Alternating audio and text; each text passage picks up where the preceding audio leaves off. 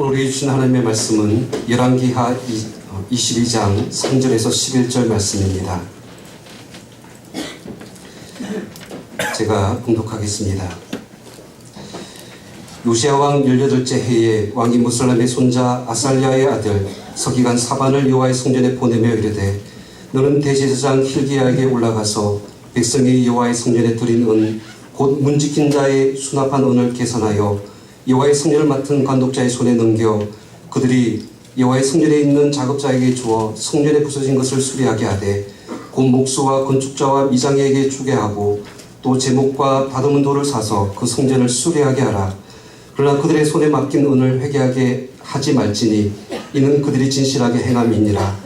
대제사장 hil기야가 서기관 사반에게 이르되 내가 여호와의 성전에서 율법책을 발견하였노라 하고 hil기야가 그 책을 사반에게 주니 사반이 읽으니라.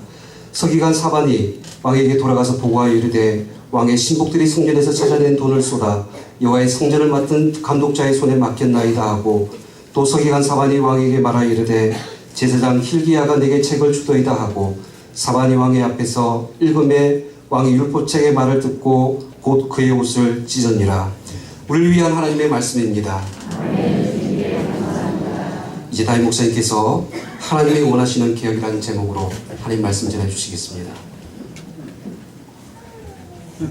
살아계신 하나님, 이 시간 저희들이 하나님의 음성을 듣기 원합니다. 그러니까 종이 감히 말씀을 들고 섰습니다. 종의 모습은 감추시고 성령께서 역사하사 하나님의 말씀만 되게 하여 주옵소서. 예수님의 이름으로 기도합니다.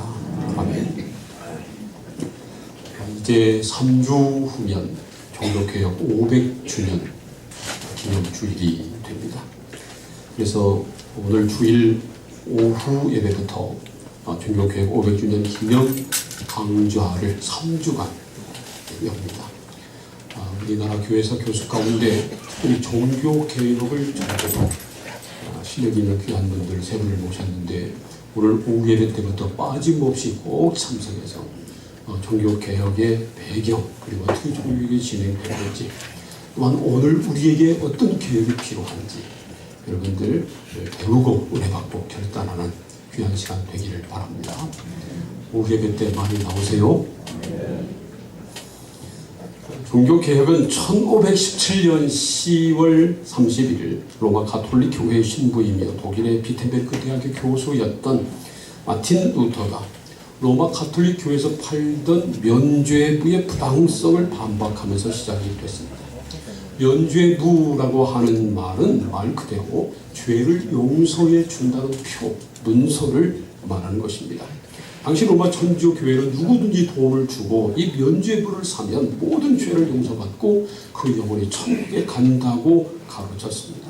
심지어 죽은 사람, 자기 부모나 형제나 자식이 일찍 죽었든지 하여튼 죽은 사람을 위해서 면죄부를 사도 연옥에 가 있는 그 영혼이 천국으로 간다고 그렇게 가르쳤습니다. 말도 안 되죠. 로마 교황청에서 면죄부를 팔기 시작한 것은 십자군 전쟁 때였습니다. 십자군 전쟁은요, 성지인 예루살렘이 이제 이슬람 그 세력에게 빼앗기자 성지 순례 길이 막혔기 때문에 그래서 예루살렘을 회복하기 위한 전쟁이 바로 십자군 전쟁이었습니다. 그런데 처음에 명분은 그랬지만 나중에는 정치 그리고 경제적인 논리가 지배한 잔인한 사륙이 있는 그런 전쟁이었습니다. 그래서 십자군 전쟁에 나가면 죽고 돌아오지 않거든요. 그 십자군 전쟁이 모두 8차에 걸쳐서 진행됐습니다. 그러니까 처음에는 너도 나도 나갔지만 나중에는 십자군 전쟁에 나가려고 하는 사람이 없었습니다. 그래서 교황청에서 십자군을 모집하는 방책으로 생각해낸 것이 바로 면죄부였습니다. 십자군에 참여한 사람에게 면죄부를 주는 겁니다. 십자군에 가서 죽어도 면죄부가 있으면 천국 가니까 염려하지 말고 오라는 겁니다. 마치 말이죠. 요즘 IS, 이슬람 스테이트, 이슬람 국가가 각종 테러를 일으키는데 심지어 어린 아이들까지 테러에 동원하잖아요. 그런데 테러를 일으키는 사람에게 가르치기를 그 알라를 위해서 순교하면 당신의 영혼이 천국 간다. 그렇게 가르쳐서 테러에 동원하는 것과 별 다름이 없었습니다. 그러다가 루터 당시의 교황은 레오 10세였는데 그 레오 10세가 그 로마의 성 베드로 성당을 크게 짓는데 돈이 부족합니다.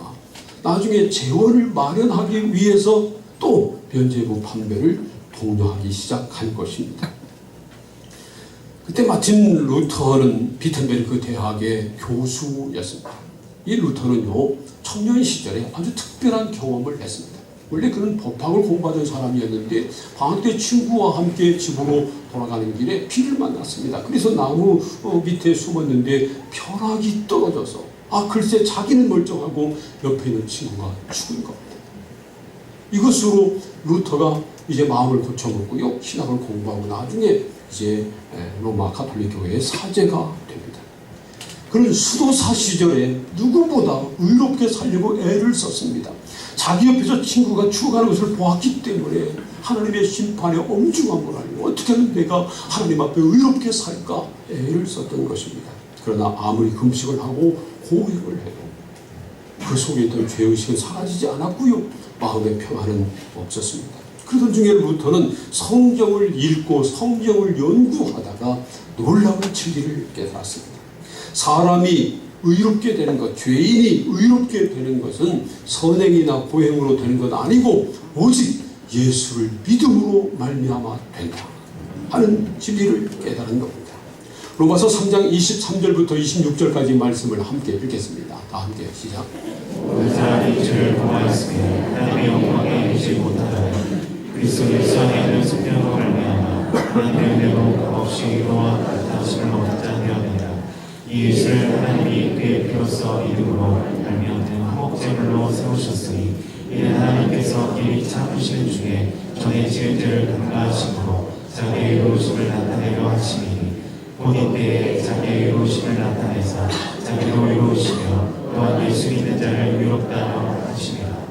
이 말씀처럼 예수 그리스도 하나님의 아들 예수님, 우리 죄를 대신 지시고 십자가에 달려 죽으셨지만 다시 사신 예수 그리스도를 믿으면 하나님께서 예수의 피로 모든 죄를 다 씻어 주시고 의롭다 하심을 얻게 하신다고 하는 진리를 깨달은 겁니다. 이 사실을 깨달은 루터는 너무 기뻤습니다. 가진 고행과 금식으로도 얻지 못했던 마음의 평안과 기쁨을 누리게 된 것입니다. 그래서 루터는 독일 비텐베르크 대학에서요, 학생들에게 이 성경의 진리를 가르치기 시작했습니다. 그러던 중에 면죄부를 판매하는 테첼이라고 하는 사람이 비텐베르크에 오게 된 겁니다. 이 테첼은요, 면죄부를 팔려다니면서 이렇게 외쳤습니다. 면죄부를 사는 금화가 헌금께 떨어지는 쨍그랑 소리와 함께 그 영혼이 연옥에서 연옥에서 천국으로 올라가리라. 그렇게 외치면서 달렸습니다. 이 분기한 루터는 면죄부를 판매하는 것이 얼마나 비성경적인가, 교황청에서 하고 있는 일이 얼마나 부당한가 하는 것을 반박하는 95개조 반박문을 써서 대학 교회 정문에 붙였습니다. 이를 출발점으로 오직 성경으로, 오직 믿음으로, 오직 은혜로라고 하는 종교개혁이 시작이 된 겁니다. 교회개혁이라고 부르지 않고요, 종교개혁이라고 부르는 것은 당시 유럽에서 종교는 당연히 기독교였기 때문에, 기독교밖에 없었기 때문에, 그래서 교회개혁이라고 하지 않고 종교개혁이라고 불러왔던 것입니다. 종교개혁의 영웅은 두말 할 것도 없이 독일의 마틴 루터입니다. 그래서 지금도요, 독일은 루터교입니다. 루터교가 국교입니다. 독일뿐만 아니라 스웨덴, 노르웨이, 핀란드, 덴마크 그런 북유럽 국가는 전부 다 국교가 루터교입니다. 물론 이 루터 말고도요, 개혁자들이 많이 있었습니다. 독일의 루터 말고 프랑스의 켈빈, 스위스의 제뱅글리, 그 이전에 체코의 후스, 그런 아주 특출한 개혁자들이 많이 있었습니다. 그러나 그 중에서 루터는 정말 영웅입니다. 당시 로마 천주교회가 교황 제도나 성례전 등 성경에 어긋난 것을 가르치고 있다, 행하고 있다고 하는 것은요, 성경을 읽을 수 있는 식자층이면 누구나 다 알고 있었습니다. 그럼에도 불구하고 감히 교황에게 도전을 못한 겁니다. 왜냐하면 당시 중세 교황은요, 당시 유럽의 왕들을 폐하고 세울 수 있는 권한이 있었습니다. 그러니 일개 평민은 말할 것도 없습니다. 생사 여탈권을 가지고 있었는 겁니다. 잘못하면 이단으로 정죄돼서 그대로 죽임을 당하고 말았습니다. 후스라고 하는 개혁자도요, 화형당했습니다. 교황청에 의해서. 그런데 그런 시대에 루터는 감히 교황청에서 하고 있는 면죄부 판매가 부당하다, 그 한두 가지가 아니라 95개조나 되는 반박문을 써서 붙인 겁니다. 정말 루터는 기독교 역사상 사도 바울과 비견할 만한 그러한 영웅인 것이 분명합니다. 그러나 우리가 분명히 알아야 할 것은 진정한 종교개혁의 영웅은 루터가 아니라 하나님이시라는 겁니다. 종교개혁은 하나님께서 루터를 통해서 하신 것입니다. 우리 하나님은요, 하나님을 믿는 사람들의 공동체가 하나님 뜻에 잘못된 어긋난 길을 갈 때는 어김없이 사람들을 사용하셔서 개혁을 일으키시고 바른 길을 가게 하십니다. 그러므로 종교개혁의 주인공은 언제나 하나님이십니다. 다른 말로 하면 하나님은 개혁을 원하신다는 겁니다. 우리 하나님은 지금도 한국 교회의 개혁을 원하십니다. 오늘 우리에게 주신 하나님의 말씀인 열왕기하 22장을 보세요. 하나님의 백성인 유다가 온전히 하나님을 경외하지 않고 우상을 섬기며 죄악된 길로 가고 있을 때 하나님은 요시야를 사용하셔서 개혁을 일으키셨습니다. 요시야는요, 아버지 그 아몬의 대를 이어서 8살 때 유다 왕국의 왕으로 등극했습니다. 요시야의 아버지인 아몬 왕은 다른 왕들처럼 우상을 섬기고 죄악을 행하다가 글쎄 신하들의 칼에 죽고 말았습니다.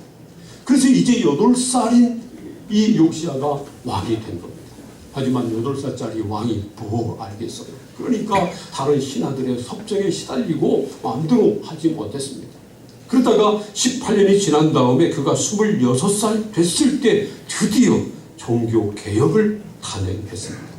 오늘 말씀 22장 11절까지 읽었습니다만은 그 뒤로 23장까지 계속 읽어보면 요시야 왕이 행한 종교개혁은 3가지 범주에서 일어났습니다. 첫 번째로는 퇴락한 예루살렘 성전을 다시 수리하면서 성전 안에 있던 모든 우상들을 전부 다 제거한 겁니다. 두 번째로는 성전을 수리하다가 발견된 율법책, 성경책을 선포하고 그 성경책을 지키도록, 그 말씀을 지키도록 한 겁니다. 세 번째로는 율법책에 기록된 대로 유월절 제사를 드린 겁니다. 유월절은 하나님께서 이스라엘 백성들을 애굽에서 건져내신 것을 기념하는 그런 날 아닙니까? 그런데 말이죠, 그 전에는 유월절을 잘 지키지 않았습니다. 23장에 가면요, 이 요시야가 성경책을 발견한 다음에 성경 말씀대로 유월절을 지키겠는데 그 전에는 그런 일이 없었다고 기록하고 있습니다. 이처럼 요시야는 하나님의 성전에서 모든 우상을 제거하고 하나님의 말씀을 발견해서 선포하고 그리고 하나님이 원하시는 예배를 회복시키는 개혁을 했습니다. 그런데 우리가 여기서도 알아야 할 것은요, 요시야의 개혁의 주인공도 역시 하나님이시라는 겁니다. 요시야 왕도 아니고요, 그가 함께 개혁을 하자고 일을 맡긴 서기관 사반이나 대제사장 hil기야도 역시 주인공이 아닙니다. 요시야의 종교개혁 주인공은 오직 하나님이십니다. 하나님이 그렇게 하신 것입니다. 그래서 말이죠, 요시야를 통해서 일어난 종교개혁의 3가지 범주는 지금도 역시 하나님께서 교회를 계획하실 때 그렇게 하시는 그런 유형, 원형입니다. 루터를 비롯한 종교개혁자들의 개혁도 역시 그래서 이 3가지 범주 안에 들어 있습니다. 첫 번째로 종교개혁자들은 중세교회 안에 있던 모든 우상들을 다 제거했습니다. 지금도요, 로마 천주교회에 가면 여러 가지 성상들이 많이 있잖아요. 예수상, 마리아상 뿐만 아니라 여러 성상들이 많습니다. 그런데 종교개혁 이전에 그 당시에는 오죽했겠어요. 얼마나 많았겠습니까? 사실 하나님이 가장 싫어하시는 일은 바로 우상을 만들고 섬기는 겁니다. 그래서 10계명 중에 두 번째 계명이 바로 우상을 만들지 말라는 것이었습니다. 출애굽기 20장 4절부터 6절까지 말씀을 함께 읽겠습니다. 다 함께 시작. 너를 위하여 새긴 우상을 만들지 말고 거기도 하늘에 있는 것이나 아래로 땅에 있는 것이나 땅 아래 물 속에 있는 것에 어떤 형상도 만들지 말며 그것들에게 절하지 말며 그것들을 숨기지 말라. 나 내 하나님 여호와는 질투하는 하나님인즉 나를 미워하는 자의 죄를 받되 아버지로부터 아들에게로 삽사비까지 이르게 하거니와 나를 사랑하고 내 계명을 지키는 자에게는 천대까지 은혜를 베푸느니라. 보세요. 분명하게 우상을 만들지 말고요, 어떤 형상도 만들지 말라, 그렇게 명령하셨습니다. 그런데도 이스라엘 백성들은 가나안 땅에 정착하게 되자 가나안 사람들이 그렇게 만들어 섬겼던 바알 신상을 만들고 아세라 신상을 만들어 섬겼습니다. 그런 것들을 자기 집에 두는 것은 물론이지만 심지어 예루살렘 성전 안에도 바알 신상, 아세라 신상 같은 상을 만들어 세운 것입니다. 우리 사람들은 참 어리석어요. 사람들은요, 눈에 보이는 것을 좋아합니다. 손으로 만들 수 있는 것을 찾습니다. 그래서 하나님이 눈에 보이지 않으니까 하나님의 상을 만들기를 원합니다. 그런데 하나님은 그것이 우상이라고 분명하게 말씀합니다. 하나님은 사람의 손으로 만든 어떤 신상이나 사람의 손으로 만든 아름다운 어떤 집이 있달지라도 그 안에 갇혀 계신 분이 아닙니다. 우상을 만들지 말라, 형상을 만들지 말라 하는 이 말씀은요, 구약 율법에 기록된 것이지만 신약시대, 지금 이 시대에도 유효한 하나님의 명령입니다. 분명하게 말씀하기를 형상도 만들지 말라고 말씀합니다. 상을 만들어 놓고 말이지 이건 우상이 아니라고 그렇게 사람들은 말하고 있습니다. 그런데 성경은 우상을 만들지 말라고만 한 것이 아니라 형상도 만들지 말라고 말씀했습니다. 왜냐하면 형상을 만들어 놓고 계속 두다 보면 그것이 어느 순간 우상으로 변질될 수 있기 때문에 그렇습니다. 그래서 아예 형상도 만들지 말라는 겁니다.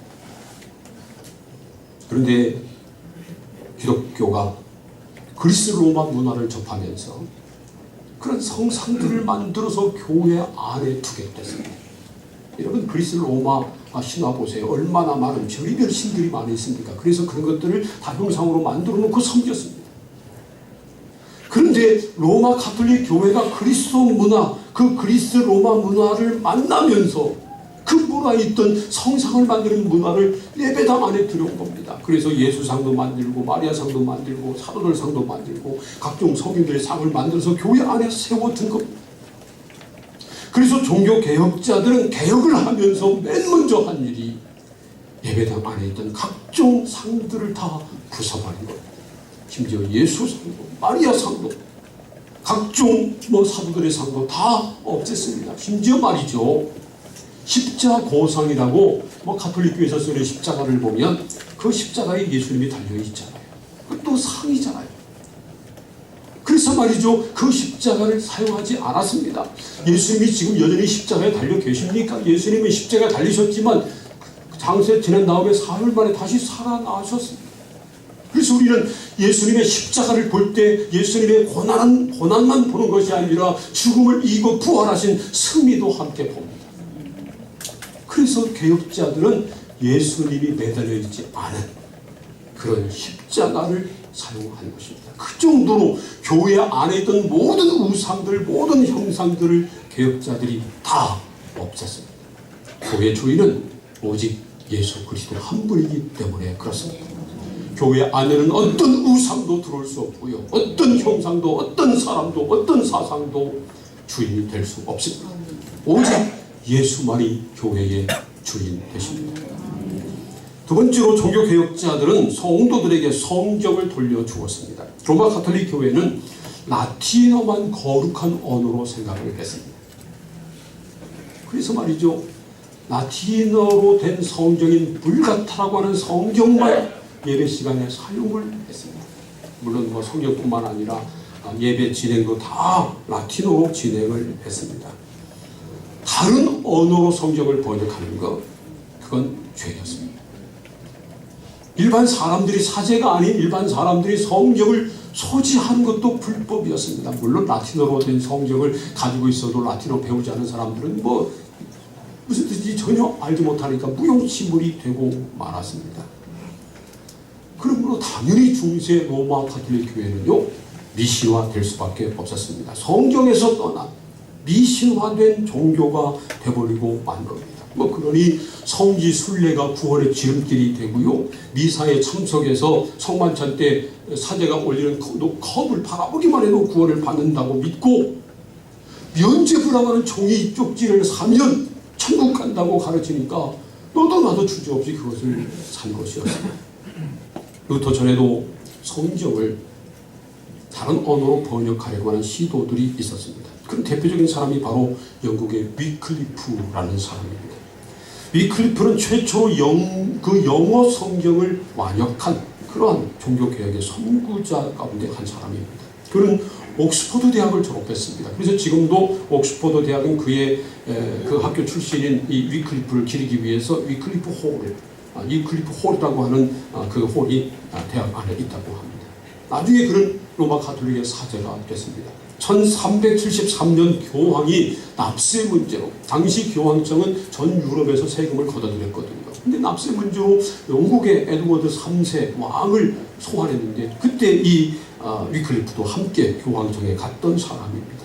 나중에 그가 교구장이 된 다음에 그는 로마 교황청의 부패, 그리고 로마 가톨릭 교회의 교리를 공격했습니다. 비성경적인 것을 공격하기 시작했습니다. 그러다가 영국에 있는 성도들이 바른 길로 가기 위해서, 그들을 깨우쳐서 바른 길로 인도하기 위해서는 반드시 성경을, 라틴어 성경을 영어로 번역해야 된다고 하는 생각을 해서 영어로 성경을 번역하기 시작했습니다. 그리고 1382년에 마침내 신구약 성경을 영어로 다 번역하는 일을 마쳤습니다. 정말 큰 일을 한 겁니다. 그런데 그가 죽은 지 21년이 지난 1415년에 독일에서 콘스탄츠 공회가 열렸는데, 그 공회 때 이 위클리프를 이단으로 정죄했고요. 그래서 그가 번역한 영어 성경과 그가 쓴 모든 책들을 다 불태우고 그의 무덤을 파헤치기로 그렇게 결정을 했습니다. 이 쉬운 일은 아니죠. 더군다나 위클리프는 영국 사람 아닙니까? 영국은 섬나라잖아요. 그래서 유럽이지만 교황청의 영향이 그렇게 미치지 않았던 그런 나라.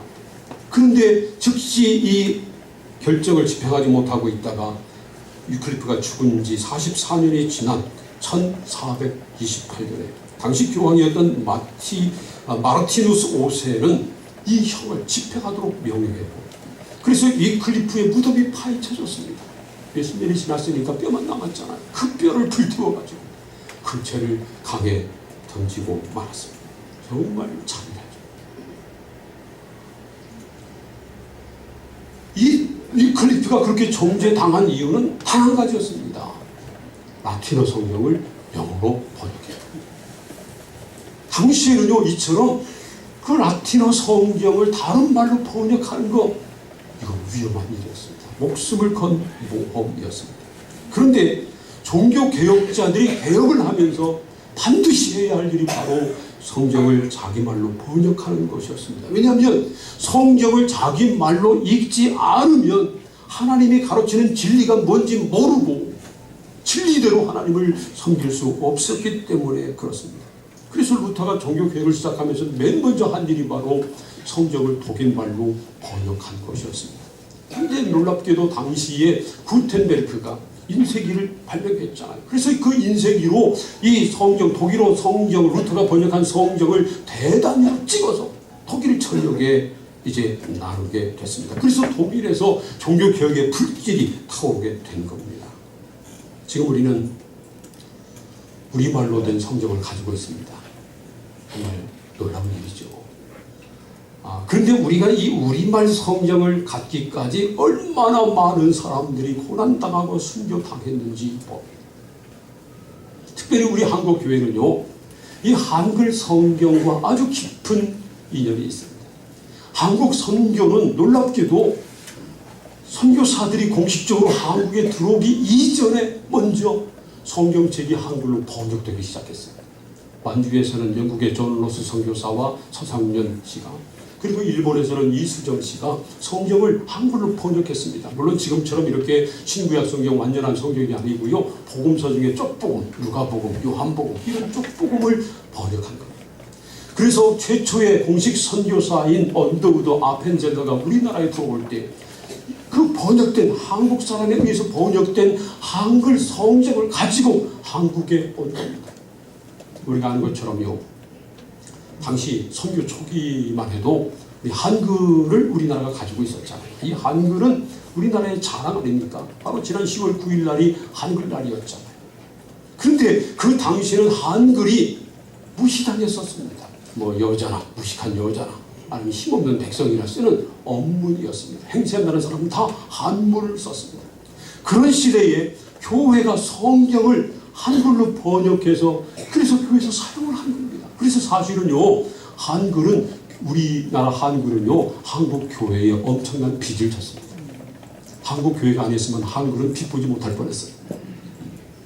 그 모든 학계에 있는 사람들도 다 인정하는 사실임에 분명합니다. 이처럼 종교 개혁이나 선교는 자기 말 성경과 뗄래야 뗄 수 없는 관계가 있습니다. 왜냐하면 우리 기독교는 말씀의 종교이기 때문입니다.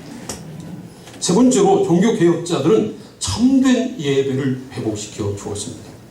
중세 천주교 교회 예배는요, 라틴어로 진행됐어요. 성경만 라틴어로 기록된 것이 아니고요. 설교도 라틴어로 했고, 기도도 라틴어로 했고요, 찬송도 라틴어로 하고, 예배 인도, 미사 직전, 성찬식 다 라틴어로 했습니다. 물론 계속 되풀이되는 말은 그게 무슨 뜻인지 알았겠죠. 그러나 그 깊은 의미는 다 몰랐습니다. 그러므로 로마 가톨릭 교회는 당시에 가르치기를 사제들이 성찬식 할 때 이 컵을 높이 들었는데 이 높이 든 컵을 쳐다보는 것만으로도 구원을 받는다고 가르쳤습니다. 그러니 미사가 미신화될 수밖에 없었습니다. 그러나 루터를 비롯한 종교 개혁자들은 예배를 성도들에게 돌려주었습니다. 무엇보다 성경을 자기 말로 번역해서 성경을 자기 말로 읽게 했고요. 예배 때 자기 말, 모국어를 사용하게 했습니다. 찬송도요, 자기 말로 만들어진 찬송, 쉬운 찬송을 불렀습니다. 중세교회 당시는 훈련된 그런 사제들만 부를 수 있는 그런 성가를 불렀는데, 근데 말이죠, 쉬운 찬송을 만들어서 회중들에게 돌려준 겁니다. 그런 대표적인 찬송이 바로 마틴 루터가 만들어서 부른 585장, 우리 찬송가에도 들어와 있죠. 내 주는 강한 성이요 방패와 병기 되시, 그 찬송입니다. 그런 찬송을 만들어서 예배 시간에 성도들이 함께 부르게 한 것입니다. 뿐만 아니라 성찬식 때 성도들에게는 잔을 바라보게만 했지 직접 마시게는 하지 않았거든요. 왜냐하면 로마 가톨릭 교회의 교리 가운데 화채소라는 게 있습니다. 화채소는 무슨 말이냐면요, 사제가 축복하는 그 순간 이 포도주가 예수님의 실제 피로 변한다는 겁니다. 그렇기 때문에 이것을 성도들에게 주다가 혹시 흘리면 뭘 흘리는 거예요? 예수님의 피를 흘리는 거 아닙니까? 그 귀한 보혈을 그걸 어떻게 흘려요? 그래서 주지 않았습니다. 다만 바라보기만 하게 한 겁니다. 그런데 개혁자들은 이 잔을 성도들에게 돌려주었습니다. 특별히 말이죠, 그런 대표적인 사람이 체코의 후스거든요. 그래서 이 후스, 지금도 후스의 개혁교회에 가면요, 체코의 후스 개혁교회를 가면 그 입구에 성찬 잔을 그려놨어요. 그것은 후스 개혁교회의 상징입니다. 후스는 성도들에게 이 성찬의 잔을 돌려주었다고 하는 이유 때문에 로마 교황청에 의해서 화형당했습니다. 개혁자들은 이렇게 참된 예배를 회복시키고 참된 예배를 성도들에게 돌려주기 위해서 목숨을 건 겁니다. 지금 우리가 생각할 때는요, 자기 말로 예배 드리고 자기 말로 된 성경을 읽고 자기 말로 설교하고 듣고 자기 말로 찬송을 부르고 하는 것, 성찬식 때 모든 성도들이 다 성찬의 잔을 다 받는 거 당연한 거죠. 그러나 당시에는 혁명적인 일이었습니다. 상상할 수도 없는, 일반 사람들이 상상할 수도 없는 그런 혁명적인 일을 종교개혁자들이 한 것입니다. 그러나 독일의 개혁자인 루터도, 스위스의 개혁자인 쭈리그리도 프랑스의 개혁자인 켈빈도, 체코의 개혁자인 후스도 사실은 종교개혁을 완성하지 못하고 죽었습니다. 사실 아직도 종교개혁은 완성되지 않았습니다. 그래서 이런 유명한 말이 있어요. 에클레시아 레프로마타 에스트 젠페르 레프로만다. 개혁교회는 계속해서 개혁돼야 한다. 종교개혁의 전통 위에 서 있는 교회는 계속 개혁돼야 한다는 겁니다. 우리가 개혁을 멈추면 그럼 부패하기 시작한다는 겁니다. 왜냐하면 이 세상에는 완전한 교회가 존재하지 않기 때문입니다. 왜 이 세상에 완전한 교회가 존재하지 않을까요? 교회 제도 자체에 문제가 있을까요?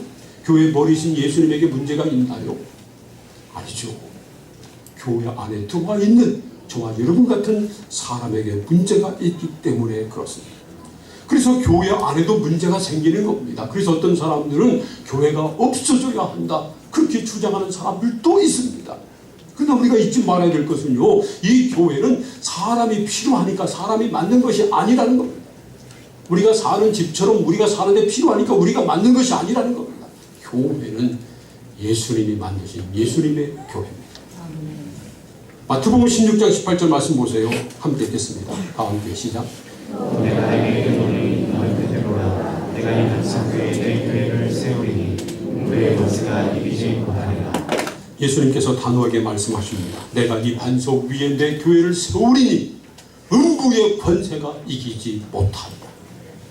예수님께서 내 교회를 세우겠다고 말씀하셨습니다.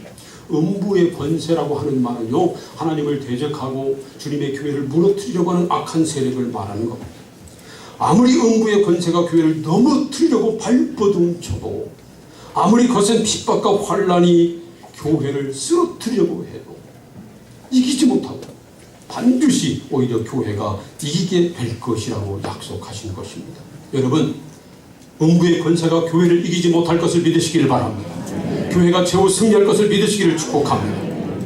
이미 말씀드린 것처럼 종교개혁은 아직 끝나지 않았습니다. 종교개혁은 우리 주님 오시는 그날까지 계속돼야 할 것입니다. 사실은 이 교회 개혁은 주님이 하시는 일이고 주님이 원하시는 일입니다. 한국 교회도 그러므로 개혁돼야 합니다. 우리는 중세 로마 가톨릭 교회가 비성경적으로 잘못했기 때문에 개혁한 종교개혁 전통 위에 있는데, 우리가 교회가 말이죠, 권력화되고 세상과 짝하고 세속화되고, 그래서 더 이상 세상의 빛과 소금이 되지 못하면 안 된다는 겁니다. 그냥 이 자리에 머물러 있으려고 하지 말고 개혁해야 한다는 겁니다. 그게 하나님이 원하시는 일이고요, 하나님께서 지금도 하시고 계신 일입니다. 그러므로 우리는 우리 교회 안에 어떤 우상도 들어오지 못하게 해야 합니다. 단순히 형상으로 만든 우상이 아니라 어떤 사람도, 어떤 사상도, 어떤 세력도 교회 안에 주인이 될 수 없습니다. 오직 예수님만 교회의 주인 되십니다. 그래서 어떤 세력도, 어떤 사상도, 어떤 사람도 교회의 주인이 되려고 하면 우리는 거부해야 합니다. 그리고 오직 예수님의 주권에만 순종하는 교회로 만들어 가야 합니다. 또한 우리 교회를 하나님 말씀 위에 세워 가야 합니다. 다른 어떤 것도 교회의 기준이 될 수 없습니다. 참된 진리는 오직 하나님의 말씀밖에 없습니다. 그래서 우리는 이 말씀을 새롭게 발견하고 이 하나님의 말씀을 그대로 선포하고 이 말씀 그대로 지키는 교회로 만들어 가야 합니다. 날마다 말씀을 읽고, 그리고 이 말씀이 기준이 돼서 이 말씀으로, 이 말씀 위에 교회를 세워 나가야 합니다. 우리 교회는 말씀이 생명이기 때문입니다. 뿐만 아니라 하나님이 기뻐하시는 예배를 드려야 합니다. 우리가 드리는 예배가 우상에게 드리는 제사가 될 수 없습니다. 우리 예배는 오직 하나님께 드리는 예배이어야 합니다. 그래서 영과 진리로 하나님만 예배합니다. 그리고 그리고 예배 시간에 주님을 만나고 주님을 기쁘시게 하고 주님의 말씀을 듣고 내 삶이 변화되고 새로워지는 그런 놀라운 역사가 이 예배 안에 있어야 합니다. 그래서 말이죠, 우리는 항상 드리던 예배 습관적으로 드리면 안 되고요, 예배를 날마다 개혁하면서 우리 마음을 새롭게 하고 예배가 온전히 하나님을 기쁘시게 하는 예배가 되게 해야 합니다. 사랑하는 성도 여러분, 하나님께서는 요시야를 사용하셔서 당시 부패한 유대 종교를 개혁하셨습니다. 또 마틴 루터를 사용하셔서 중세 부패한 로마 가톨릭 교회를 개혁하셨습니다. 그 하나님은 지금도 우리를 사용하셔서 이 시대 한국 교회를 새롭게 개혁하기를 원하십니다. 저와 여러분이 우리 교회가 그 개혁의 선봉장이 되기를 소원합니다. 교회 안에는 모든 우상을 없애고 오직 하나님의 말씀만 선포하고 그 말씀대로 지켜야 합니다. 또 하나님이 기뻐하시는 참된 예배를 드리고 그 예배를 회복하는 우리 교회, 우리 모든 성도님들 다 되시기를 주님의 이름으로 축원합니다. 기도하겠습니다. 오늘 우리에게 주신 말씀을 생각하면서 이렇게 통성으로 기도합니다. 하나님, 개혁은 하나님이 원하시는 일입니다. 요시야를 사용하시고 루터를 사용하시는 하나님, 우리를 사용하사 한국교회, 우리 교회를 개혁해서 하나님의 뜻대로 일하는 그런 교회가 되게 하여 주옵소서. 교회 안에 모든 우상이 사라지게 하시고 하나님 말씀이 온전히 선포되고 그 말씀이 지켜지고 또 하나님 기뻐하시는 참된 예배가 드려지는 그런 교회, 그런 예배당 우리 모두 성도들 되게 하여 주옵소서. 다 함께 통성으로 기도하겠습니다. 하나님 감사합니다. 저희들을 사랑하사 오늘도 불러주시고 말씀을 나누며 기도하게 하시니 감사합니다. 개혁은 하나님이 원하시는 일입니다. 모든 종교 개혁의 주인공은 하나님이십니다. 요시야를 통해서 그리고 루터를 통해서 교회 안에 모든 우상을 없애시고 또한 예배를 참된 예배가 되게 하시고 성경 말씀을 발견해서 말씀을 온전히 선포하고 말씀을 지키게 하는 그 놀라운 개혁이 우리를 통해서 이 땅에 일어나게 하여 주옵소서. 우리 교회가, 우리 성도들이 하나님께서 여기는 개혁자들 다 되게 하여 주옵소서. 예수님의 이름으로 기도합니다.